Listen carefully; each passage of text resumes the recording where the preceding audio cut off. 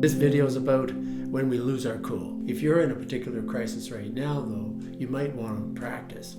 So what I'd suggest is you click on the link above and we can go through a guided box breathing exercise together.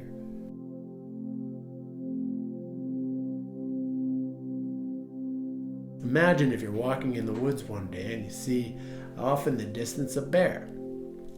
What's the first thing that happens to the body? Well, a lot of people answer it tenses up, second or third. Or their heart starts pounding, second or third. The first thing that actually happens in the body physically is the brain expels oxygen. It gets rid of enough oxygen to send an alarm system. Starts the alarm system down through the central nervous system, which then releases cortisol from our adrenal gland, the stress hormone. Once that stress hormone is released, what happens to your heart rate?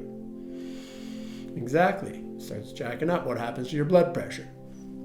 Again, it goes up. What happens to the cooling system? So we have the four systems ramped up in the body. The endocrine system with the chemical coming from the adrenal gland, the heart rate, cardiovascular system, as well as the muscular system tensing up, ready for fight or flight, as well as the cooling system to keep those muscles cool should we be fighting or should we be attempting to save our lives by running. Very important to think about that concept of the bear in the woods. When I heard this concept, I thought it was amazing that you'd be walking along, see a bear in the woods. The last thing you'd need is higher order thinking. This is something that actually gives energy to fight or flight is our brain. The brain drain, they called it. And I said, oh, no wonder we say silly things, stupid things, hurtful things when we're in arguments.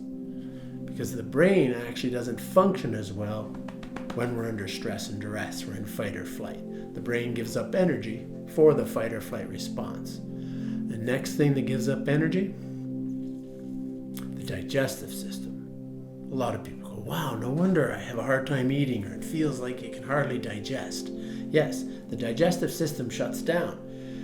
When we're out there with a bear in the woods, we don't need to actually sit down and have a picnic.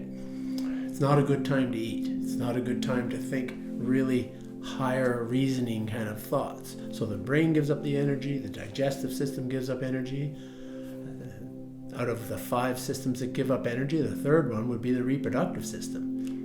Oh, what's that about? Of course it's about sex. And that's not a good time. When we're stressed and upset, people say it's not a good time to have sex. But it's also politeness, friendliness, and humor. I include that part in. We're not as polite, friendly, or humorous in a situation where we're under attack. So if the bear was there, we don't need that kind of system. Reproductive, brain, digestive.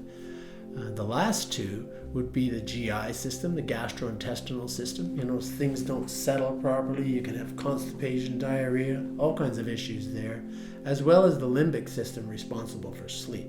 So if in fact the attack was a bear in the woods, it's not a good time to sleep. And you're not going to say, hey, I have to go pee now. Would it be okay? No, some people actually expel that while they're running. So it might be laughable, but it's actually true that these 5 systems give energy for fight or flight for those other 4 systems to work properly. Well, think about that. This is exactly the same system that's happening when we're in an argument, where we're having a fight. And what was the first thing that happened in the body? Yes. The expulsion of oxygen. So the drop in oxygen is the trigger for the physical response. So in order to counter the physical response, we actually want to do deep breathing. We call it box breathing or belly breathing. You put your thumb right where your ribs meet and you're touching the diaphragm. The reason we say belly breathing is it pushes on the diaphragm. So it's not a pretty breath. However, that's a very important way of breathing to relax and calm the human physiology. So we would go about 4 or 5 seconds in through the nose, pause for about 4 or 5 seconds across the top of the box for box breathing, exhale slowly through the mouth, and then pause across the bottom. It's about a 20-second breath. But one breath isn't enough, and you hear this a lot. My parents used to say, take a deep breath. It's not enough. It's actually 3 to 5 deep breaths. You can reset the body like you refresh your computer.